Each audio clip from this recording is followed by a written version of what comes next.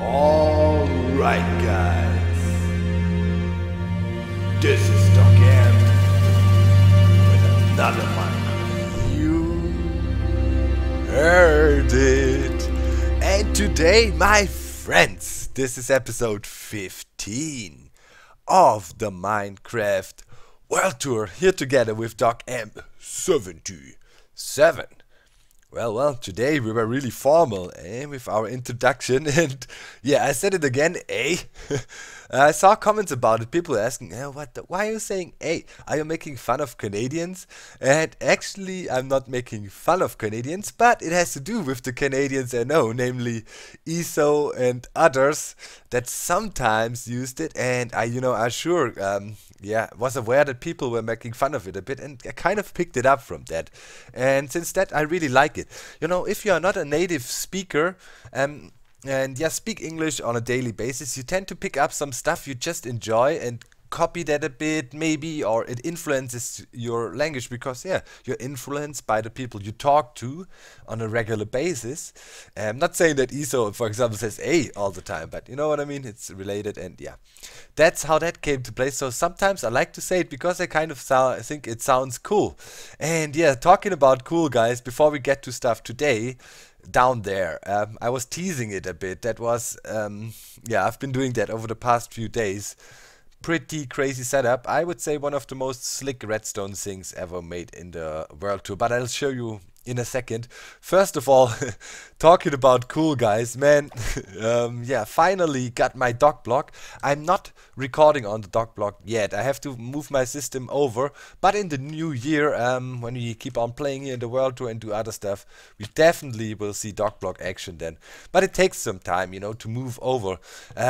Check out the video, guys, the unboxing video. If you haven't seen it, it's for sure something you wouldn't expect from me, I would say. I wanted to drop some materials here. I went pretty crazy in it. Well, I don't want to spoil it too much. I just can say check it out. I will link it in the end of the video, in the end card, and also in the description. Check it out. Pretty crazy, but got the dock block now. Beastly PC, super happy. Just arrived just in time for Christmas, and also the MSI gaming laptop giveaway we were running was running out, and a lot of people asking me, did you find the winner already? Did you find the winner already? Well, I told you we was drawing the winner, and now the winner was contacted or is getting contacted. I'm not 100% sure though if the contact has been already made. I just went a bit from mining because I'm very low on redstone, but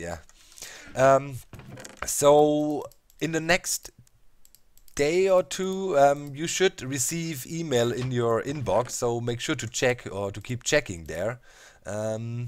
And then basically Case King will contact you and tell you about the way the PC is gonna be delivered.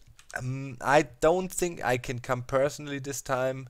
Well, it depends, where the winner is from. I know where he's from, and we shall see. We shall see. International contest it was, of course, worldwide. Approximately 50-50. 50% Europe and 50% rest of the world also, if you kind of want to make a divide there.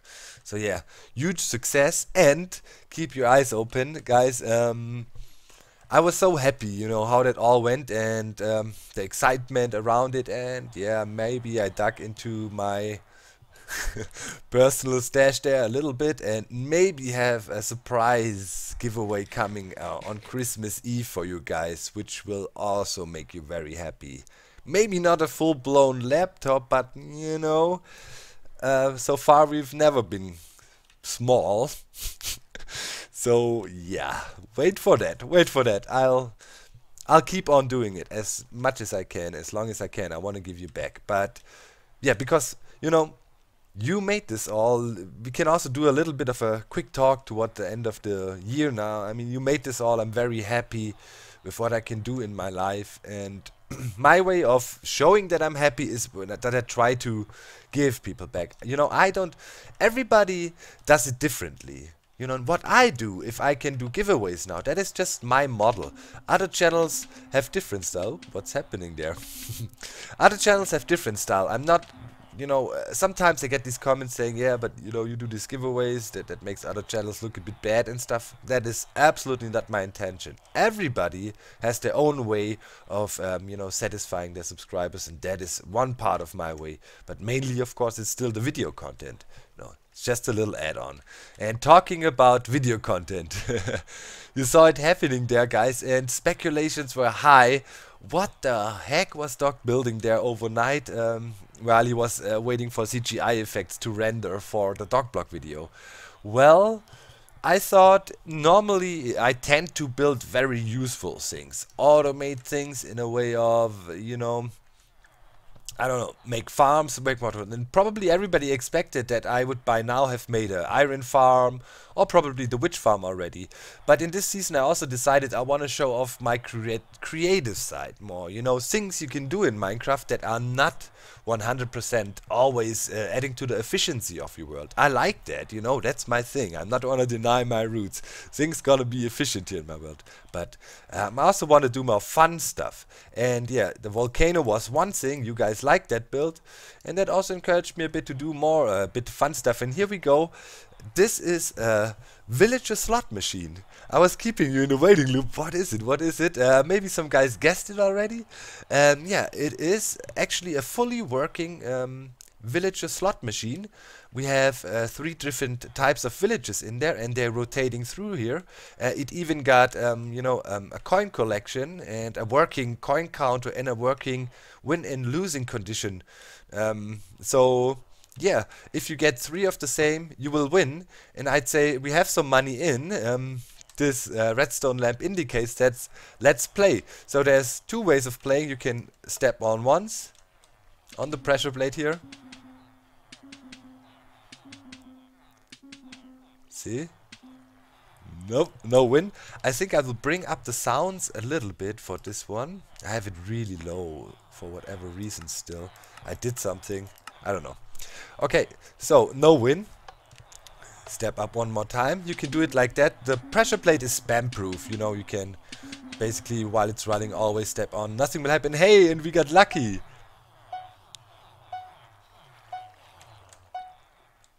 We got a win. And hey, a prize. In this case, it's just a placeholder yet.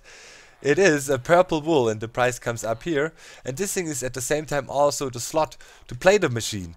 Let's quickly get some nuggets. I have them all in the system, and here is the win mechanism. I'll show you how that thing works, and we have a look at it. It is extremely slick redstone. Pretty good design, I would dare to say. Okay, let's go in here. I have... wait. Can come in here. Here I can reach my chest. Here is my gambling money, and I have big plans with this setup. You know, I tell you the lore, my idea behind it. So right now there's still money in the counter. You can also play like this. You can stand on here and let it play for you. So let's stand on there. We of course have random times there, how the slot cycle through, and we didn't win this time. A short delay if you stay on it, and we keep on going. And I really find the animation turned out really great. You know, the way it rotates through. We have a nice speed there. Villages are not taking damage, and the system is pretty much idiot proof and fail proof, as good as it gets. I don't think you can break it if you put it on your server or so. And it's survival friendly. That was the whole thing. And you see what happened now. I was standing on the pressure plate for a while, and it stopped. And it's not doing anything. And you can see that here indicated. Out of money. Then you just walk up here and do this. Toss some money down. Torch goes on again and says, yay, we can play again. And 1 round, and then... yeah, the money is used up already again. Here we go. And this is the whole system. So we saw the win delivery. We basically saw all states of the thing working. And yeah, I have this idea. Why did I make this whole thing? I just have this impression that trading, since I started a bit of trading up in front here, you know, I had this crap ton of pickaxes and stuff, and I thought, well, now as I have it anyways, I want to make it a bit of fun, and maybe give me a small challenge there how to get the stuff. So I was thinking, One of the winning combinations would be, for example, pickaxe. You know, if I get that, I get a pickaxe. One of the winning combinations would be something else useful I need quite often, maybe a shovel or so, or you know, diamond axe, something like that. What I need quite often to repair my things. A bow maybe here and there could be in there. I don't know. I'm not quite sure. Axes are good. That's for sure. I need them a lot. Shoes maybe. I'm not quite sure. And one slot would maybe be activate destruction. You know, if I pick that, or if I have a certain win streak, maybe I could make, if I hit a win streak of 2 or so, that triggers a system that then makes the volcano go crazy and sacrifices the villages. Maybe I can combine that together, you know, so that if you do a certain achievement here at our slot machine, a certain event triggers in our world. And yeah, I'm pretty sure you guys are interested in the redstone of the whole contraption. One thing, I don't have him yet. If you try to build him, and I think I should do a tutorial for it, because it's a bit too complicated just to explain like that, and you can replicate it. Here you see the mechanics of it.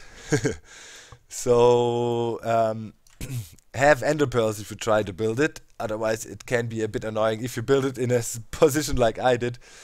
But yeah, 12 hours or so, I'd say non-stop. And I knew how to make it already. I built it a second time. But the problem was, yeah, okay, there were some interruptions, but I built it overnight. So there we go. And I'd say we activate the redstone cam. And I show you some parts of it, and then I also should go to a creative world and show you some more, because there's some very useful setups in there you can probably use for some more stuff. But before we do that, I want to show you one more thing I was also working on. I was kind of looking for a creative way to get my villages I want to keep out of the minecarts and stored, and I came up with a little something right there that was more or less on short notice. I just finished installing that pretty much. Here I now have this junction. You know that from last time. I was constantly thinking, okay, I did a bit of a misplanning here. I have to get the villages that I select here easily out of here. And I was first thinking maybe this gap is too narrow, you know, and I cannot really get them out here. So I was thinking, okay, I have to bring them over to here maybe, and then drop them down, or drop them down here into a little gap or something, and then keep on working with them. But now I was thinking, no, why? Let's make it fun how we work with the villagers. And yeah, that is this setup here. My plan is, here you see the water already. I want to get the villages out of the minecart and get the minecart back in the system without breaking the minecart, and have a fun way to get the villages up and not just do the standard thing. And have water tubes later on, where I can make a little bit of a trading hall and store the most important villages, or even each of every kind. But yeah, we'll see about that. In time, you know, not always want to do the same things. We did villager trading and breeding. You know, I'll just maybe whip it out and it's there, boom, and you guys can be happy about it. We shall see. So that system here, I want to demonstrate that to you real quick. So we would select villages here, for example, this guy and others, and if you like him, you say, okay, we keep this guy. So we pretty much just switch over here. And yeah, you see the system is working fine. You need to switch back. We got all kinds of villages here, but basically the idea is they get pushed into there, into the slime block, and then after a short delay they get shut up, and yeah, they actually can bridge this gap here of 1, 2, 3, 4, 5, 6 blocks until they reach the water up there. And from there, when they are in the water, we can keep on going, and it's a fast unloader, you know, picks them up, shoots them away. Is some sort of an alternative. Back there I have this other setup, as you remember, where I kind of work with the villagers right here. And this is a design where they basically drop down. I had to change the way my track was going, you know, the overflow track from the villager breeder that is coming over to this side here. And because I had different speeds, that changed the timing a bit. Need a maximum delay with my repeaters down there now to get the villagers ejected properly. But it works, as intended, all good. And of course, on the other side here, there is the item stream now that feeds into our infinite breeder and comes from our fully automated carrot and potato farms. So that is all hooked up, working properly and nicely. The automated breeder should have switched over to refill state now, as we ejected some of the villagers out of the system. And whoa, up there on that scale we can actually see that also. And yeah, the progress with digging out the Guardian Temple here is okay. If you look over here, I took out quite a portion by now. I don't know, here, over there is some parts, I don't know, maybe a third or so. It's gone. All has to be gone, takes a while because there's water inside, you know the drill with these things. I put sponge inside, and I started on this side here because below I found this one slime chunk I was showing you. Did I show you last episode or the episode before? I'm not quite sure. But here we have this slime chunk in our quote-unquote basement. Oh, there's slime back there. Let me quickly get that with our looting. Need slime balls. And yeah, with this slime chunk there, I will make a nice bioreactor style slime farm. Should be no problem to squeeze it into one slime chunk. That is kind of the idea with it. I want to squeeze it into one slime chunk only and try to see how efficient it is. It's easy to extend if needed. Back there there's a double slime chunk if I really have to, but I still believe, because I'm spending a lot of time around this area, having one slime slime farm would work. I should have way enough, because yeah, normally, you know, those slime farms have very good yield rates if you put in a few layers, and normally I always saw the same effect. Basically, when people were doing a slime farm, they went overkill size wise, and then in the end we're pretty much drowning in slime basically way too much they could ever process. So I'm trying to find a good balance here, and yeah, making it so you can get enough for a single player world and do your thing, but not making it so big that you freaking drown in slime. So that's the idea. Okay, let's kill that guy. Villages are nicely breeding. We'll refill our cell. I reduced the total number of breeding villages here slightly. We might have about 20 in there now, but it's still good enough. If you have a certain, you know, amount or buffer of villages in there already, we have 50 or so sitting there. If you look at our scale now, it will go up to 60 or so. And yeah, that's always enough villages in our reservoir to do fun stuff like that. And yeah, now I would say, let me quickly go into Redstone cam mode, and I show you around a bit, and then probably we go to the creative as well, and I show you there some things too. Okay guys, so here we are, Redstone cam activated. Let's quickly fly up and look down on the system. So the footprint is okay. Of course, you can compact it. You know, you can squeeze in a lot of stuff if you want in a way bigger, way smaller footprint. But this is a survival build, so it's not really meant to be super compact. Or you know, doesn't make sense. You make it harder on you than it has to be. So how do you make such a thing? Basically, the way I chose, or the lore behind the machine is, you have 3 slots. You have a permanent clock that can run and let these slots rotate in a certain speed. You know, that is a maxed out speed right now. Now, only the question is, how long is one slot allowed to run? And that is randomized. A certain random time gets assigned to one of the slots. They get powered for the time, or allowed to rotate, better say that. So they rotate with a set speed for a set amount of time, which is random on each cell. And yeah, when the random time is off, it stops. And that is how we create randomness. Then of course, if we need to check, we need to have some sort of memory or other different or clever setup to check if we have the winning combination, because literally you cannot go there and check, okay, if it's a villager or not. There's no command blocks here, of course. So it has to be a bit smart too, but with a little bit of thinking. There was a good solution found for that. You can see that back here, but we should go step by step. And I'm contemplating if I should go on the creative server and show you there, because there some color coding was applied, and that might help us with the overview a bit. But yeah, let's quickly do a fly around. So that's it. This is the footprint. Not as bad. I just want to give you a quick overview about the resources. Approximately 60 comparators, if I remember correctly, just shy of a stack.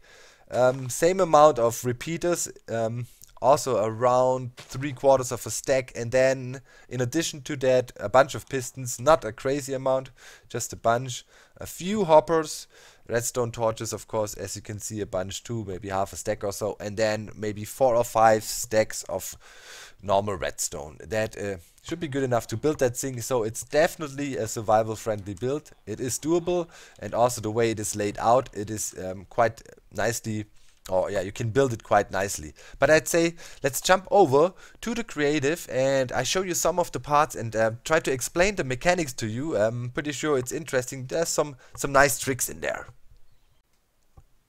Okay, guys, here we are on the ZipKrowd creative server. So I worked on this. First I started working alone, then Ground joined me, and when we were almost done, JL joined us and looked at it and also added something really cool that made it simpler than we had anticipated it to be. But yeah, first of all, we have these simple villager rotator cells here. You can see it open nicely here. So yeah, just the simple cells, we know them, you know, armor stand switches. There's different ways to do them, but just to give you a brief overview, you can see, you know, we hit this piston here and then the signal travels up and with a little bit of delay from here hits the top trapdoors at the same time. So, you know, the cycling is pretty much easy. Here I can also demonstrate it to you. I can just toss an item on there because we have a different pressure plate. And now we can see the thing in action. You know, you can see simple cycling. Okay, random time is over and it keeps on going. So you can see this is how the cycling is done through the cells. We just shoot a villager up to the top spot ever so often. Let me get that back real quick. So yeah, this is how that is done. Let's quickly see if we win. No. Cool thing is as well, we place the pressure plate as far enough away that you basically only hear the note block sound and don't hear all the clonking noises and then, you know, the loudness of some of the trapdoors going off. But it's not a super loud machine when it is running, especially if you have the note blocks in there and stand at the correct position. It's actually really pleasant and sounds like a slot machine. So how do you make that? You saw we have these things rotating, and randomness we achieve by those, you know, those individual cells always rotate with a set speed that is determined by a system clock. When the system is running, the system clock activates. The system clock sits back here, by the way. This is the little thing that times the whole thing. And yeah, while the system clock is running, this whole thing here rotates with a set speed. We kind of maxed out the speed so the villagers don't take damage but get rotated through. So randomness is only achieved by having these cells run at different length. You know, speed stays the same, but the length a different cell runs is different. And yeah, that is done by this part here. You can see it down below. This is a randomizer, so to speak, and we have the setup below here, and I just want to briefly explain that principle to you. Here it is simplified pretty much, and you guys will make use of that because it is useful. It is almost evenly distributed, but not fully distributed, but for a randomizer situation like that, it is good enough. You can make it better, but you know, still keep in mind it needs to be survival friendly. So how do we do such randomizers? Really simple. Let's watch this redstone lamps there a little bit, and I'll flick this lever. Okay, watch the signal strengths. 4, 4 again, 4 again. 6, or max 4, 4, and so on. You see, the system spits out random signal strength. Whenever I trigger here, it happens. So you look at it, you have a non-stackable item and a stackable item, and the same thing here. And when you give a redstone signal into that system, those items get shut out into the hoppers, as you can see here. And depending if it's a stackable or unstackable item, with these comparators here in subtraction mode, we subtract different values from our incoming line here. So we come in with a certain power level here, subtract whatever is in these hoppers, and then end up with an output signal. And as you know, depending on what items make it to the hoppers, let's see what happened now. This time we have two hoppers. Before we had hopper and sword, you know, and so we subtract less from the power now and end up with a bit of a longer signal in this time. Or this time it's the max. So we have three different states from a memory cell like that, where the middle state, which can be hopper sword or sword hopper, can obviously happen a bit more frequent. It's just the probability is higher. You saw we had the 4 a bit more. That of course affects the randomness of this machine a bit, but not that much that it actually affects the play so much. We actually have a chance of 1 to 9 to win in this machine in the long run. We did some math, so that's good. So yeah, just coming from that, keep that in mind. So we have a way to give a different signal strength randomly out. And what happens pretty much now is we have this setup stacked 3 times on top of each other.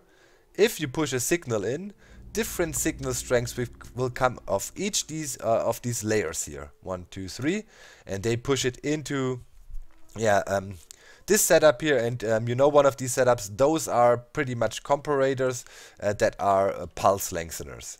So if we get a certain signal strength in here, the pulse get lengthened for a certain amount of time, and it depends what random signal strength came in, how long that is. And this here just holds the signal and converts it from a signal strength to a time-based signal.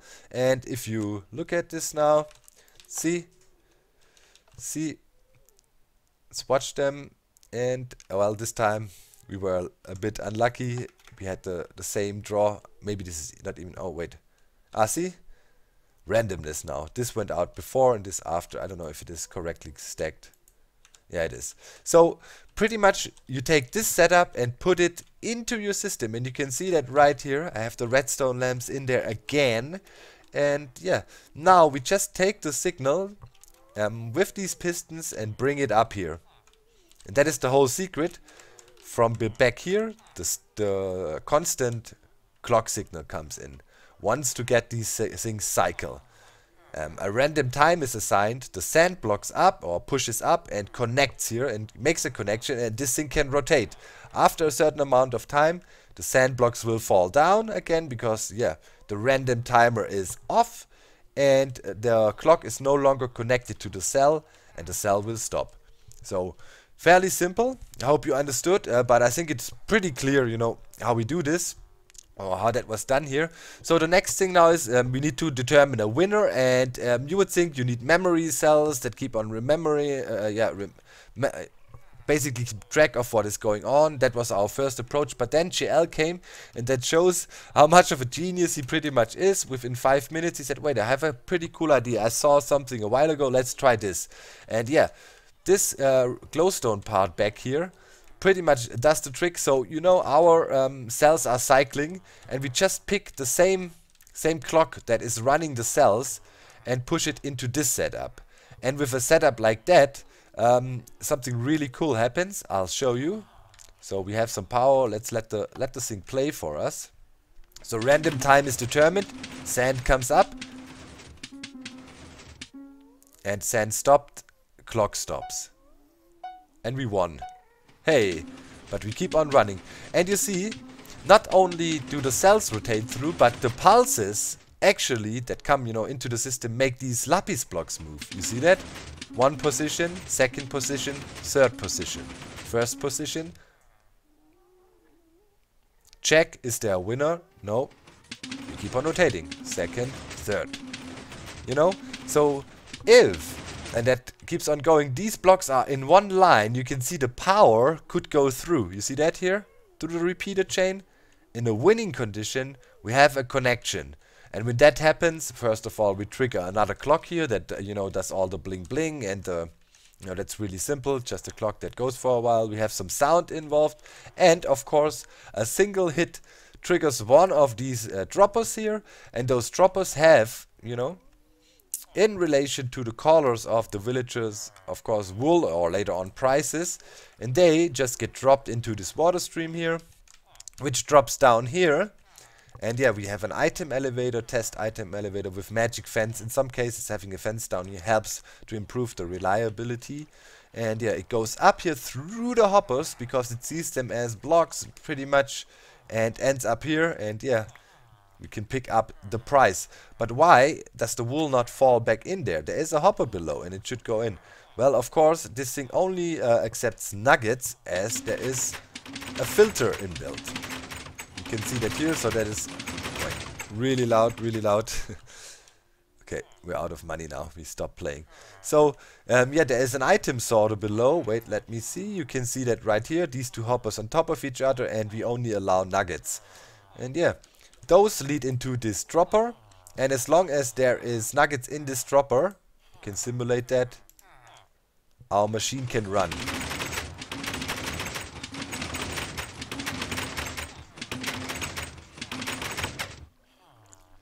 Yep. And after a cycle is through, the nugget is gone and ends up right here. So in short, you know, this is how the system runs. There is some niftiness around. I mean, you know, here there is a lock system, override system, so it cannot be spammed.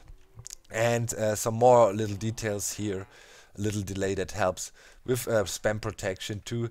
Some small tricks here that is also pretty smart, how we lock the winning condition, because you know you have to lock that down under certain situations. So a lot of niftiness involved in the setup, but still, if you understood it once, you can easily replicate it and make one of these of your own. And I think you guys deserve a tutorial for that, definitely, because one of these in your world, pretty sick, I would say.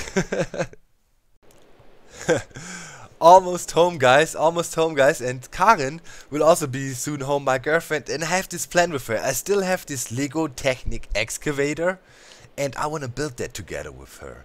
You know, in a little Q&A dog with his girlfriend video, special for Christmas, and that would be nice. You know, if you guys have questions and stuff, tweet at me, you know, at Docm77. Make sure to follow me on Twitter as well, you know, for the giveaways. It's really worth it. I need to drop the minecart. And yeah, if you want, tweet some questions at us, me, you know. You can ask, of course, also ask some private stuff. But yeah, there's only so much you can answer. And I also wanted to come back to spawn for one thing. Good news, everyone. I was always complaining about my spawn lag. You remember? All the time. It was driving me nuts. And I have to say, yep, even despite of the heavy rain, we are looking really, really, really good. I have it limited to 70-80 frames per second now. That's good enough to record in 60 FPS. The random lag spikes at spawn are gone with the latest release 1.8.2 pre-1. Yeah, which is really awesome. By the way, we had a nice bug fixing session with Grum 3 nights ago. He joined me in the ZipKrowd while we were derping around on the ZipKrowd server on a live stream of JL, and we were actually live bug fixing. I think we got 5 nasty bugs out of the game. We told him the bugs, showed him the bugs in the game, told him about fixes we had thought about, mainly of course Panda that is, and CoderRaider, our coder gods in the group. And yeah, 3 nasty bugs fixed. One was, for example, minecart offset and others, so great news. And now, you know, to answer the comment that was asked the most time ever in the last few videos. So yeah, to all of you guys, when will the winner of the MSI laptop be picked? Easy, he is picked. And if you haven't gotten an email notification by now, it's probably not you.